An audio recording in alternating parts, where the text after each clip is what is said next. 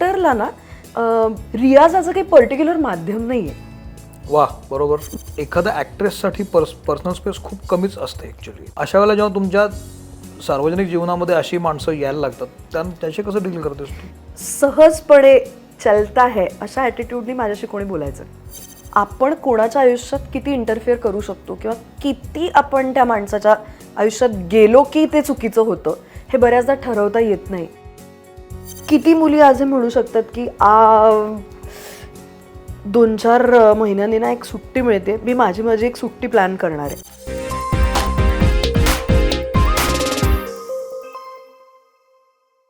नमस्कार, मी सौमित्र बोटे, मित्र म्हणे लाईमलाईटमध्ये तुम्हाला सगळ्यांचं स्वागत. आज आपल्यासोबत आहे गुणी अभिनेत्री स्पृहा जोशी. मी तुझं मनपूर्वक स्वागत करतो स्पृहा. थँक्यू. स्पृहा वेगवेगळ्या माध्यमातून आपल्याला दिसत असते, पण आता ती डिजिटल मीडियावर पुन्हा एकदा आलेली आहे, यूट्यूबवर आलेली आहे, कारण तिची शॉर्ट फिल्म आता रिलीज झाली आहे द इंट्रोड्यूर नावाची, आणि त्याच्यामध्ये तिची महत्त्वाची भूमिका आहे. या निमित्तानं स्पृहा लाईमलाईटला आली, याचं मला खरंच कौतुक आहे. Thank you very much. आणि या निमित्तानं एक ॲक्ट्रेस वेगवेगळ्या मीडियम्सकडे कशा पद्धतीने बघत असते हेही मला आवडेल. फिल्मबद्दल तर बोलूच आपण. तर तू नाटक सातत्यानं करत आलेली आहेस, तू टी व्ही पण सिरियल्स पण केलेलं आहे, तू सिनेमा पण केला, तू सगळंच केलेलं आहेस, काही राहिलं नाही आहे. पण इतका बिझी आपलं वेळ असून सुद्धा आपण आवर्जून छोट्या छोट्या कलाकृतींमध्ये सहभाग घेतो, काम करतो. शॉर्ट फिल्म असतात 10-15 मिनिटाच्या, 20-20 मिनिटाच्या. बरं, त्या काही अशा खूप मोठ्या मोठ्या दिग्दर्शकांनी बनवलेल्या नसतात. छोटे छोटे दिग्दर्शक हातपाय मारत असतात, काहीतरी नवीन करू पाहतात. आता हे स्वरूप सावनूरचे आहेत, ते आता जवळपास त्यांची 11वी शॉर्ट फिल्म आहे, पण ते काय त्यांचं प्रोफेशन नाही आहे. ते त्यांना वाटते ती गोष्ट सांगण्याचा प्रयत्न करतात आणि फिल्म करतात. अशा व्यक्तीसोबत तुला ती फिल्म करावीशी वाटते, 20 मिनिटाची का असेना, पण त्यात तू भाग घेतेस. शॉर्ट फिल्म इतकी महत्त्वाची का वाटते तुला, किंवा एखाद्या ॲक्टरनं अशा छोट्या छोट्या कामांमध्ये गुंतून राहावं असं तुला का वाटतं? काय गरज असते? 2-3 गोष्टी सांगते मला ज्या वाटतात त्या. एक तर सगळ्यात महत्त्वाचं म्हणजे कथा काय आहे, हा जो सगळ्यात पहिल्यांदा आपण कुठलंही प्रोजेक्ट निवडताना प्रश्न विचारतो की गोष्ट काय सांगायचं आहे, आणि ते सांगायचं त्यातली जेन्युनिटी काय आहे. म्हणजे असंही असतं की कामं येत राहतात आणि आपण त्याच्यातनं निवडत राहतो. आपण वेगवेगळ्या फॅक्टर्सचा विचार करत असतो की कोण बनवतंय, कशा पद्धतीने बनवतंय. जसं तू म्हणलास तसं की सेटअप लहान असतो या माध्यमाचा, पण त्यामुळेच इथे गोष्ट सांगण्यातला खरेपणा वाढतो. बरं. कारण हे सांगायचंच आहे अशा भावनेने कोणीतरी एक प्रोजेक्ट उभं करत असतं. सो मला ती भावना फार छान वाटते. आणि दुसरं मला असं वाटतं की ॲक्टरला ना रियाजाचं काही पर्टिक्युलर माध्यम नाहीये. वा बरोबर. म्हणजे आपण रोज एखादं काम करतो, आता वादक असतो किंवा एखादा गायक असतो, नर्तक असतो, त्याचा रोजचा रियाज असतो ठरलेला. आमच्यासारखा ऍक्टर्स ना, जोपर्यंत आम्ही डेली सोप करत नाही, जिथं रोज जाऊन अभिनय करायचा नाहीये, प्रायमरीली आमचा अभिनय हे प्रोफेशन आहे ना, तर त्याचा सराव राहायला, तुमच्या डोक्याला चालना मिळायला माध्यम कुठे आहे दुसरं? नाटकाचा प्रयोग हे एक अत्यंत वेगळी गोष्ट आहे, ते तुम्हाला ताजं ठेवतच असतं. पण माझा थोडासा स्वभावही असा आहे की मला सतत वेगवेगळ्या गोष्टींमध्ये रमायला आवडतं. आणि जेव्हा मी आत्ता कुठलीही डेली सोप करत नाहीये किंवा अशी कुठलीही सलग फिल्म करत नाहीये ज्याच्यामध्ये माझे खूप दिवस जात आहेत, तर तेव्हा माझ्याकडे जेव्हा अशी एखादी छान गोष्ट येते जिथे मला सुद्धा खुमखुमी असते माझ्यातल्या ऍक्टरला काय करता येईल हे दाखवायची. आणि मी मगाशी म्हटलं तसं की जी व्यक्ती ती फिल्म बनवते तिला त्या गोष्ट सांगण्यामागची अर्ज काय आहे तिच्या मनातली, किंवा काय पद्धतीने ते त्याचा विचार करतायत, या सगळ्या गोष्टी खूप महत्त्वाच्या होऊन जातात. आणि पण तू जेव्हा स्टेजवर सातत्यानं काम करतेस, वेगवेगळ्या स्टेजवर, म्हणजे फक्त नाटक नव्हे तर तू संकर्षण व्यास स्पृहासारखा एक कार्यक्रम पण करतेस, तू पुरुषसारखं नाटक पण करतेस, तू निवेदनाचे कार्यक्रम पण करत असतेस, मग स्टेजशी संबंधित अनेक वेगवेगळ्या सेक्टरमध्ये तू काम करत असतेस. असं असताना रियाज ॲक्टिंगचा होत नसतो? माध्यमं वेगवेगळी आहेत ना रे. बरं. स्क्रीनवरचा अभिनय आणि नाटकातला अभिनय हा आपल्याला कायम वेगळाच ठेवावा लागतो. त्या पद्धतीने स्वतःवरती काम करावं लागतं, स्वतःची देहबोली बदलावी लागते, विचार बदलावे लागतात. नाटकामध्ये मी लिनियर परफॉर्म करते, संकर्षण व्यासप्रमाणे मी लिनियर परफॉर्म करते. फिल्मचं माध्यम तुम्हाला ते स्वातंत्र्य देत नाही. बरोबर. मला कदाचित मधलाच एखादा कुठला तरी सीन, लोकेशन हे उपलब्ध आहे, सहकलाकार हे उपलब्ध आहेत, माझ्या तारखा या उपलब्ध आहेत, टेक्निकॅलिटीज काय आहेत, सकाळची शिफ्ट आहे, रात्रीची शिफ्ट आहे, मग त्यामध्ये मी तेच इमोशन कॅरी करू शकते का? मी पहिल्या सीन मध्ये जी आहे आणि मी शेवटच्या सीन मध्ये जी आहे, हा जो मला ग्राफ द्यायचा आहे तो कॅरी होतोय का? किंवा मधलंच एखादं क्लायमॅक्स वेगळंच काहीतरी मी केला, नॉन लिनियर फॉर्मॅट आहे, नॉन लिनियर फॉर्मॅट, सुरुवात आहे नंतर एकदम दुसऱ्या दिवशी एंडच असतो, वाटेल ते शूट होऊ शकतं ना. सो त्याच्यासाठी जेव्हा तुम्ही स्वतःला तयार करत असता, मला असं वाटतं शॉर्ट फिल्म हे त्याच्यासाठीचं सगळ्यात छान माध्यम आहे, कारण ते मिनी व्हर्जन आहे. बरोबर. तिथे तुम्हाला स्वतःला आजमावून बघायची संधी मिळते. तुम्हाला छोट्या कमीत कमी वेळामध्ये, आता ह्याच गोष्टीची टेक्निकली फिल्म नाही होऊ शकत का? तर होऊ शकते. होऊ शकते. फीचर फिल्मच्या लेंथची आमच्या इंट्रुडरच्याच विषयाला घेऊन आम्ही फिल्म करूच शकतो, पण त्या कन्साइज वेळेमध्ये तोच पॉवर पॅक परफॉर्मन्स आणि तोच पॉवरफुल इम्पॅक्ट आपल्याला देता येईल का? हा जो त्यातला मुद्दा आहे तो मला खूप विचार करण्याला, म्हणजे करायला भाग पाडतो, आणि म्हणून मला शॉर्ट फिल्म फार इंटरेस्टिंग वाटते. इंट्रुडर तू घेण्यामागचं कारण आता मला निम्म कळलं की त्यातली भूमिका तुला छान आवडली आहे म्हणून तू हो म्हणालीस, पण जेव्हा ती फिल्म सुरू झाली, म्हणजे शूट करायला सुरुवात झाल्यानंतरचा तो अनुभव कसा होता? कारण मिनिमलिस्टिक असतं सगळं, बरोबर, हौशी नाटक कसं असतं की तशा पद्धतीनं काम असतं, कारण सगळं वेगळ्या सेक्टरमधनं एकत्र आलेलं असतं. तो अनुभव काय होता तुझा शूटचा? आता या बाबतीतलं मी फार तुला मी आता इंट्रुडर ही माझी 3री शॉर्ट फिल्म आहे मी केलेली.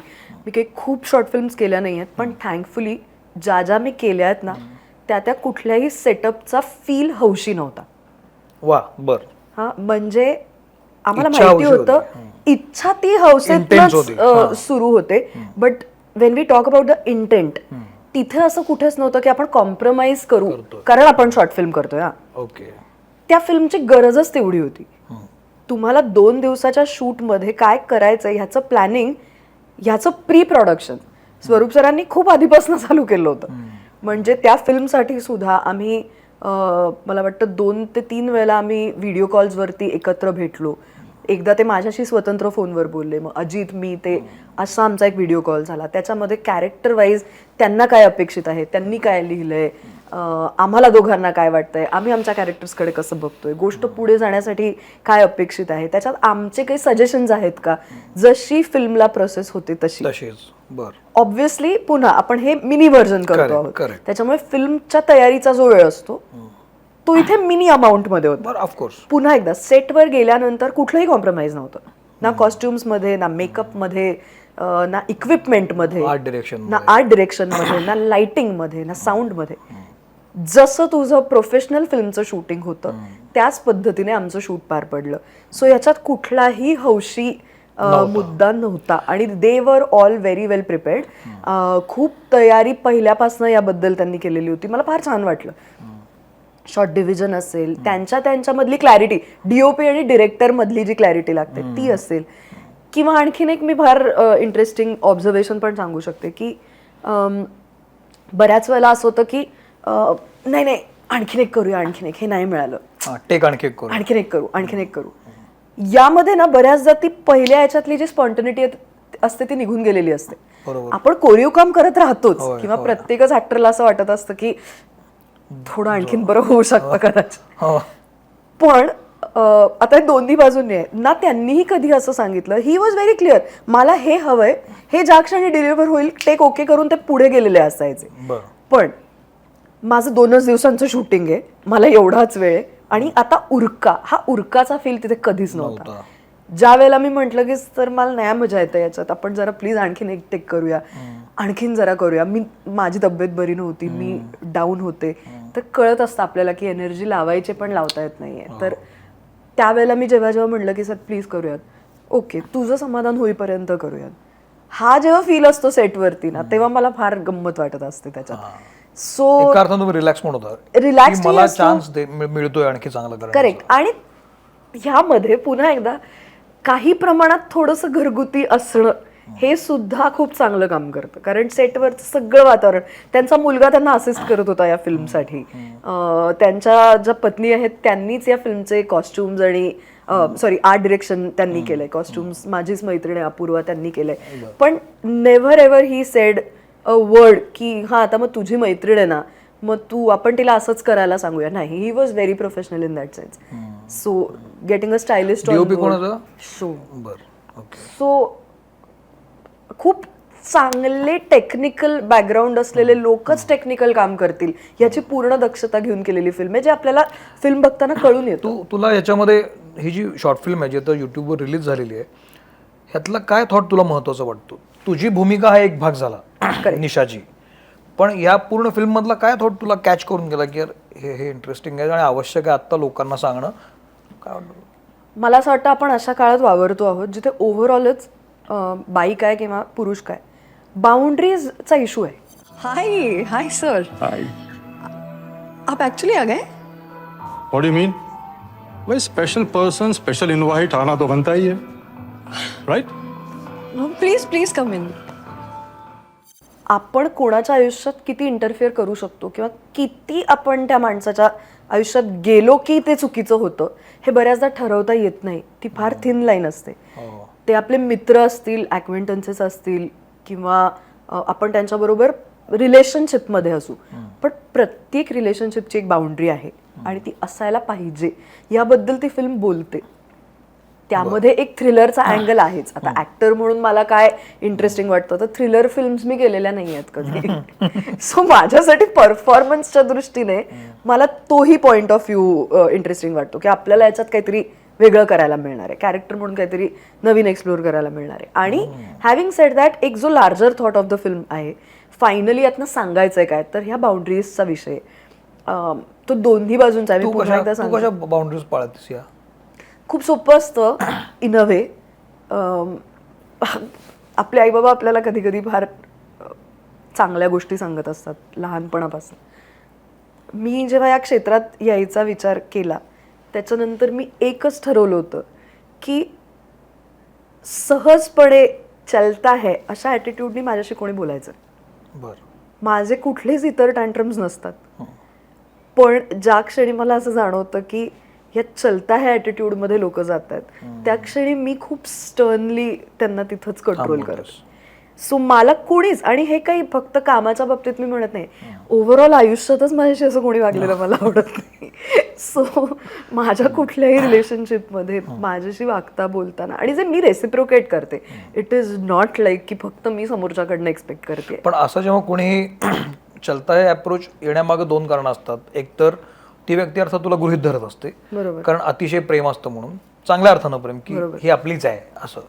अशा वेळेला त्या व्यक्तीला ते थांबवणं हे खूप कठीण होऊन खूप. आणि पण तुला सांगू का, जर का ती व्यक्ती तुमच्या खूपच जवळची असेल आणि जर का ते तुम्ही योग्य शब्दांमध्ये योग्य पद्धतीने, प्रत्येक वेळेला you don't have to be rude, गरजच नसते, पण योग्य भाषेत योग्य पद्धतीने चांगल्या इंटेंटनी जर का, पुन्हा एकदा वी कम ऑन इंटेंट, तुम्ही काय भावनेतनं हे त्या व्यक्तीला कन्व्हे करता आहात हे जर का तुमचं नीट तुमच्या डोक्यात त्याची क्लॅरिटी असेल तर मला असं वाटतं ती जवळची व्यक्ती तुम्हाला समजून घेते.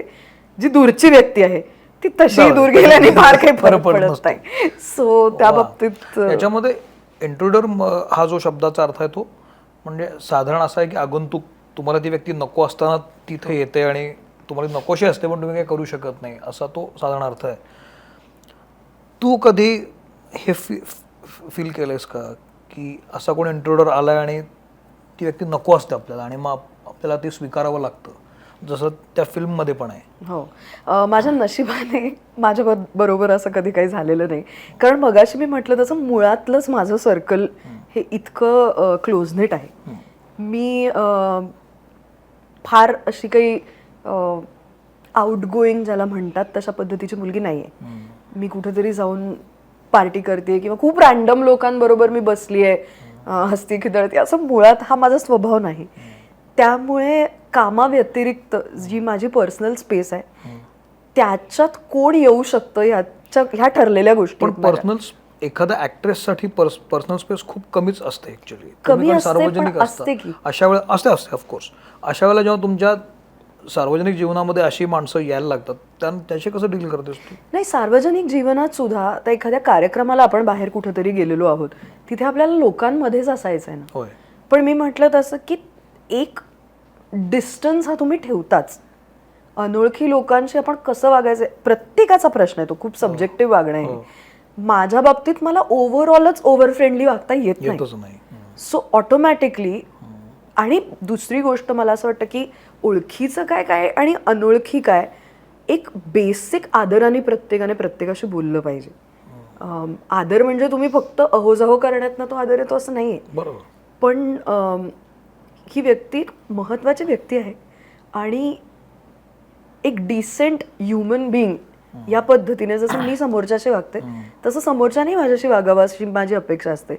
मी कधीच असं ओव्हर द टॉप जाऊन हाय ही करताना तुला दिसणार नाही. पण पुन्हा पुन्हा आता तो माझा स्वभाव आहे. मला ते पार नाही करतायत. त्यामुळे मुळातच मी अनोळखी लोकांमध्ये फार रमत नाही. मी रमत नाही त्यांच्यात. म्हणजे बाहेर आपण जातो, कार्यक्रमांना जातो, तेव्हा आपण एक ठराविक पद्धतीचं डिमिनॉर मेंटेन करतो आणि मला असं वाटतं की मोस्टली लोक ते समजून घेतात. आणि थँकफुली मला खूप चांगले अनुभव आतापर्यंत आले. तू सातत्यानं म्हणजे ही जी फिल्म आली आहे ती आता महिला दिनी आलेली आहे आणि महिलांच्या महिलेशी संबंधित हा सगळा विषय आहे की तिला मिळणारी ट्रीटमेंट किंवा या फिल्ममध्ये असा विषय आहे की महिलेशी होणारं वर्तन, पाळल्या जाणाऱ्या काय मर्यादा असतात त्याचं जेव्हा उल्लंघन हळूहळू व्हायला लागतं तेव्हा, मी काही गोष्ट सांगत नाही सगळी पण अशा स्वरूपाचं आहे, मी बघितली फिल्म. तर तू नेहमीच अशा पद्धत वेगवेगळ्या ठिकाणी बोलत आलेली आहेस की दिली जाणारी ट्रीटमेंट महिलांना किंवा असलेलं स्वातंत्र्य याबद्दल बोलतेस. आज जेव्हा तू आजूबाजूला नाटकाच्या माध्यमातून, सिनेमाच्या माध्यमातून किंवा आता ही शॉर्ट फिल्म पण येते, यामुळे ज्या ज्या महिलांना भेटत असतेस, महिलांशी बोलतेस, आत्ता 2026 मध्ये महिलांची सायकोलॉजी, महिलांना मिळणारा मान, रिस्पेक्ट काय अवस्था असं वाटतं तुला? कुठल्या भागात बसून आपण हे बोलतोय ह्याला महत्व आहे. बरं.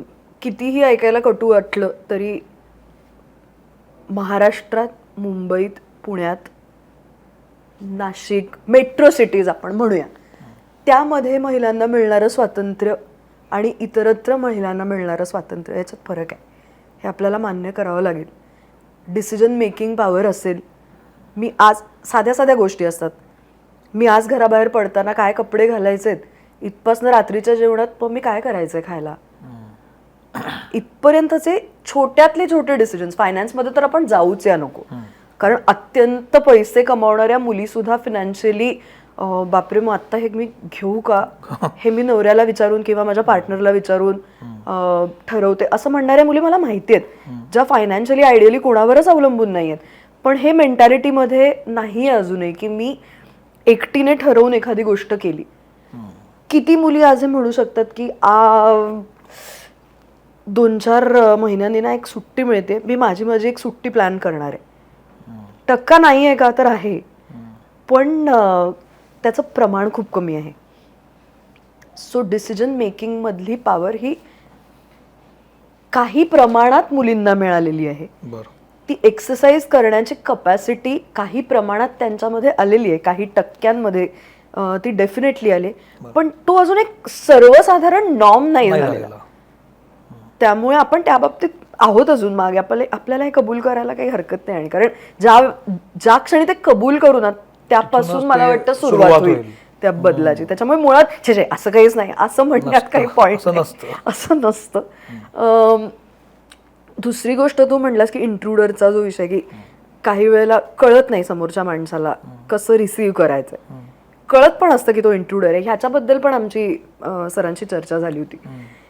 त्या फिल्ममधली ती जी निशा आहे, जे माझं कॅरेक्टर आहे, तिचा तो बॉस तिच्या घरी अचानक पार्टीमध्ये येतो. आता हे सांगून काय आपण गोष्ट नाही रिव्हील करत, मी जस्ट एक मुद्दा सांगायचा प्रयत्न करते. Hello birthday girl. Hi sir. Hi. आप एक्चुअली आ गए? What do you mean? भाई स्पेशल पर्सन, स्पेशल इनवाइट आना तो बनता ही है. काही प्रमाणात ना मी हे बघितलंय की मुली सुद्धा कॅल्क्युलेटेड वागत असतात. बर. सगळाच दोष आपण एक पुरुष जातीवर टाकून मोकळं व्हायला नको. ते कॅल्क्युलेटेड वागण्यात बरेच फॅक्टर्स असतात की जसे की हा माणूस आत्ता आलाय, ठीक आहे ना, बर्थडे पार्टीला तर आलाय, ठीक आहे ना, खांद्यावरच तर हात ठेवलाय, आय कॅन्डी म्हणून स्वतःला प्रोजेक्ट करताना त्यातनं पुढे आपल्याला फायदा. आता मी जरा हे खूपच वेगळा नाही, बरोबर. ह्याच्यावरती कदाचित आपल्याला 1000 कमेंट येऊ शकतात की हे काय बोलतीये ही वगैरे, पण हे मी माझ्या आजूबाजूला बघितलेलं आहे की कॅल्क्युलेटेड रिस्क आहे ना, की तेवढ्या पुरतं छान त्याला वाटतंय ना, काय हरकत आहे, उद्या उठून जाऊन त्याच्याच बरोबर ऑफिसमध्ये काम करायचंय, थोडासा त्यातनं फायदा होतोय तो काय प्रॉब्लेम आहे. त्या थोडंसं म्हणण्यामध्ये ती लाईन खूप ब्लर होत जाते. आणि मग जेव्हा तुम्ही समोरच्या माणसाला म्हणता, सो इन अ वे तुम्ही सिग्नल दिलात त्याला की तो पुढे जाऊ शकतो. करेक्ट. बरोबर. मग जर का त्याने त्याच्या डोक्यात चुकीचा अर्थ काढला, जो काढणं योग्य आहे हे मी म्हणत नाहीये, बरं. पण जर चुकीचा त्याने त्यातनं अर्थ काढला तर तुम्ही त्याला जबाबदारच नाहीयेत का? ती बाउंड्री सांभाळण्यात तुम्ही कमी पडलात ना. हाही एक त्याच्यातला फॅक्टर आहे जो सुद्धा बोलला जायला पाहिजे असं मला वाटतं, जो या फिल्मचा विषय आहे. आता बहुतांशी प्रमाणे सरधोपट पद्धतीनं पुरुषांना समोर उभं केलं जातंय, पण असंच असेल असं नाही.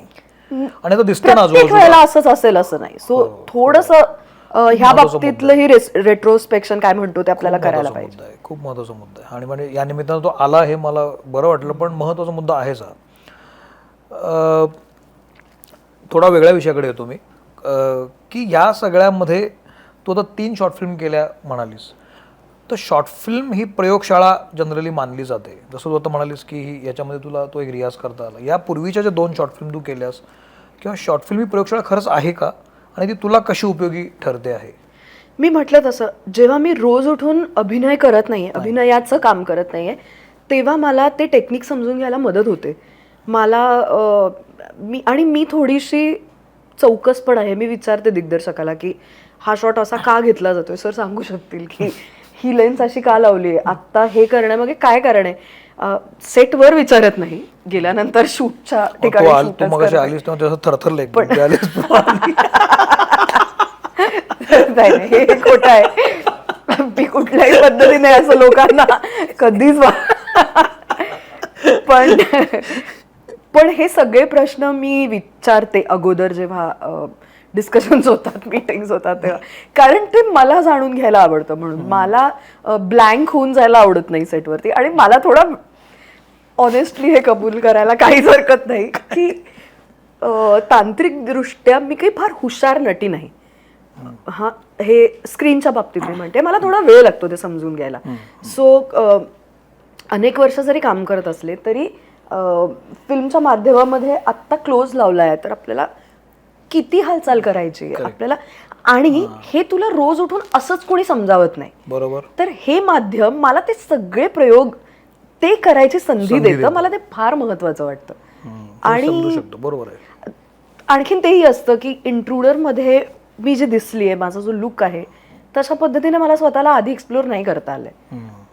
सो ते सुद्धा माझ्यासाठी महत्वाचं आहे की एका पद्धतीने जसं ऍक्टर शो रील तयार करतात बरोबर स्वतःचं, उद्या माझ्यासाठी एक चांगलं शो रील आहे की मी अशी सुद्धा दिसू शकते. हे मला एखाद्या कास्टिंग डिरेक्टरला किंवा डिरेक्टरला जेव्हा मी अप्रोच करेन तेव्हा माझ्याकडे माझा हा परफॉर्मन्स एक डॉक्युमेंटेशनच आहे ना तुझ्या डॉक्युमेंटेशन आहे कामाचं. सो तेही मला फार इंटरेस्टिंग वाटतं. तुझ्या या इतर यापूर्वी 2 फिल्म्स केल्यास, त्यामध्ये काय इंटरेस्टिंग तुला करायला मिळालं होतं? सावंतांचं घर हेच का पुन्हा एकदा थ्रिलर आहे. आदित्य आमचा डिरेक्टर. मी बघितली नाही अजून. नाही, ती रिलीज नाही झालीये, पण आता त्याचा फेस्टिवल रन चालू आहे. अच्छा, बरं. रिंती नावाची शॉर्ट फिल्म आहे जिचा विषय म्हणजे फारच सुंदर आहे. पुन्हा रिंती बॅनर्जी, डॉक्टर रिंती बॅनर्जी म्हणून IIT मध्ये प्रोफेसर होत्या मुंबईला, आणि कोविडमध्ये आपण त्यांना गमावलं. पण त्यांनी अनेक वेगवेगळे शोध लावलेत. मी आता पुन्हा त्या फिल्मबद्दल काही बोलू शकत नाहीये, पण तिचाही फेस्टिवल रन चालू आहे. रॅमी म्हणून डिरेक्टर आहे, त्याने ती फिल्म हिंदी आहे का? ती हिंदी आहे, आणि मी त्याच्या डॉक्टर रिंती बॅनर्जीचं कॅरेक्टर केलंय. सो मला त्या निमित्ताने एक अख्खं वेगळं प्रोफाईल अभ्यासता आलं. आणि फॅसिनेटिंग गोष्ट आहे त्या बाईची. म्हणजे जेव्हा आपण महिला दिनाच्या निमित्ताने आज बोलतो, पण महिला जेव्हा महिलांसाठी काहीतरी विचार करतात ना, तेव्हा तो इतका दूरगामी असतो. ते त्या गोष्टीतनं खूप शिकायला मिळालं. आणि मी माझ्या बाबांना म्हटलं, मला ते नेहमी म्हणतात की त्यांना फार माझ्याबद्दल तो एक आक्षेप आहे की मी ग्रॅज्युएशनवर थांबले. मी पुढे काही शिकायला पाहिजे होतं शिकायला एवढं काय फायदा, म्हणजे एवढी बुद्धी वाया घालवली आणि काम करत राहिली पुढे वगैरे. सो मी त्यांना त्या दिवशी फोन केला मुंबई IIT मधनं, म्हटलं मी आता IIT ऐका मध्ये मी कुठे आहे आणि काय माझ्याबद्दल इथले सगळे प्रोफेसर, मी त्यांच्यामध्ये त्यांच्या लॅबमध्ये शूट करते आणि इथे समोर अत्यंत कठीण IITians म्हणजे जे परीक्षेतनं पुढे आलेली जी रिसर्च फेलो असलेली मुलं आहेत ती आता माझ्यासमोर स्टुडंट्स म्हणून बसलेत. तर लक्षात घ्या मी काय करते ते. किती छान. सो हे जे अशी आयुष्य जगणं आहे ते मला असं वाटतं पूर्वी असं म्हटलं जायचं की तुम्हाला जर ऍक्टर म्हणून कस लागायचं असेल तर नाटकच केलं पाहिजे, नाटक करावंच ते, मी त्याबद्दल काही दुमत नाही. पण अलीकडच्या काळामध्ये खूप ट्रेंड बदलतोय, मीडियम चेंज व्हायला लागलेले आहेत. आता डिजिटल मीडियमच्या हातात खूप सगळ्या गोष्टी जायला लागलेल्या आहेत. अशा वेळेला कलाकारांना शॉर्ट फिल्म करायलाच पाहिजे असं वाटतं तुला? करायलाच पाहिजे असं नाहीये, पण केलं तर तोटा काय? माझं तर उलटच म्हणणं आहे की जर का आपण म्हणतच असतो नेहमी की ऍक्टर्स क्षेत्र फार कठीण आहे, कारण खूप वोलाटाईल आहे, आज काम आहे उद्या नाही, आज सिरियल मिळाली, वर्षभर सलग काम केलं, 1.5 वर्ष सलग काम केलं, पुढचं काही काळ कामच नाहीये. ठीक आहे, हे मान्य करूनच तुम्ही या क्षेत्रात आलेले असता, पण मग तो जो रिकामा तुमचा वेळ आहे ज्यात तुम्ही काहीच करत नाही आहात मे बी, त्यावेळेला तू जसं आत्ता इतकं बरोबर कॉइन केलं असते तू की धूळ झटकण्यासाठी भाकरी फिरवली पाहिजे ना करपायच्यात, त्यासाठी गरजेचं आहे. तर करावं असं मला वाटतं. वा, ज्यांना इच्छा आहे काम करायची. शेवटचा प्रश्न विचारतो मग आपण थांबू. या सगळ्यामध्ये आता येत्या काळात तू आणखी काय काय नवीन करणार आहेस? तुझं एक नाटक येतं हे आम्हाला सोशल मीडियावरनं कळलेलं आहे, पण एक ऍक्ट्रेस म्हणून ज्याच्यामध्ये तुला सांगायला आवडेल की असं काहीतरी मी नवीन वेगळं करून पाहते, असं काय करतेस का येत्या काळात? आत्ता हे जे नाटक आहे तेच ते प्रोजेक्ट आहे. म्हणजे खूप इंटरेस्टिंग विषय आहेत, नाव अजून ठरलेलं नाही त्याच्यामुळे मला सांगता येत नाहीये, पण त्यात मी आहे, स्वानंदी टिकेकर आहे, निषाद भोईर आहे जो आमच्या बरोबर पुरुषमध्येही होता. फारच सुंदर विषय आहे, फारच सुंदर विषय आहे. आणि मी खात्रीला एक सांगते की हा विषय बोललाच गेलेला नाही आधी मराठी रंगभूमीवर. अरे वा. सो मला त्याचीही गंमत वाटते की आपण विषय म्हणून लोकांना काहीतरी एक वेगळं देतो आहोत, धाडस करतो आहोत जरा एक हा विषय मांडायचा व्यावसायिक रंगभूमीवरती. आणि जर का हे नाटक लोकांना आवडलं, जर का त्यांना असं वाटलं की ह्यामध्ये दम आहे, आणि जर काय नाटक चाललं तर एका फार महत्त्वाच्या प्रोग्रेसिव्ह विषयाच्या नाटकाचा मी भाग आहे. वा वा, याचा मला फार आनंद. मला हे ऐकूनच छान वाटलं, कारण गेले काही महिने मराठी नाटक लग्न संस्था आणि नातेसंबंधावरच अडकलंय की काय असं, म्हणजे असंच मला वाटत होतं की फक्त लिव्ह इन रिलेशनशिप्स किंवा लग्नानंतर नवरा बायको वगैरे वगैरे. पण मला हे कधी वेगळं वाटतंय की जर तो विषयच आला नसेल आत्तापर्यंत रंगभूमीवर तर हे एक मोठं योगदान असू शकेल. तुला खूप शुभेच्छा. Thank you so much. मला छान वाटलं की तू वेगवेगळ्या माध्यमातून भेटते आहेस आणि नवीन प्रयोग करते आहेस. तर तुझ्या या 2 शॉर्ट फिल्म ज्या उरलेल्या आहेत त्याची पण आम्ही वाट पाहू, त्याला मला जरूर सांग. त्याची मीही वाट बघते, त्यामुळे ते लवकर यावं. ते पाहणं इंटरेस्टिंग असेल. आणि तू जेव्हा रिंती येईल तेव्हा मला तुझा तो शॉर्ट जेव्हा येईल IIT मध्ये तू लेक्चर देस तर मला हे आठवेल की असं काहीतरी झालं होतं. तुला खूप शुभेच्छा. थँक्यू. स्पृहाची ही नवीन शॉर्ट फिल्म यूट्यूबवर आलेली आहे, ती मोफत आहे, त्यामुळे जरूर पहा. 20 मिनिटाची आहे, फार वेळ जाणार नाही. आणि जसं ती म्हणाली की जे मुद्दे दिग्दर्शक आणि हे सगळे कलाकार म्हणून मांडू पाहतात ते मुद्दे तुमच्यापर्यंत पोचले तर त्याचं सोनं होईल असं मला वाटतं. थांबतो. थँक्यू व्हेरी मच, तू आलीस. थँक्यू. आणि थँक्यू कारण मराठी नाटक, cinema, web series, short films यांच्यासाठीचा एक वेगळा प्लॅटफॉर्म प्रमोशनसाठीचा तू उभा केलाय. अगदी हो. त्यामुळे तुम्ही काही अशी महत्वाची नाटकं करत असाल, मग ते अगदी समांतर किंवा अशी सुद्धा चालतील, पण सिरियसली काही कलाकृती करत असाल तर जरूर सांगा. आपण आपल्या पद्धतीनं ते नक्की लोकांपर्यंत पोहोचवण्याचा प्रयत्न करूया. Thank you very much. Thank you Spruha. Thank you so much.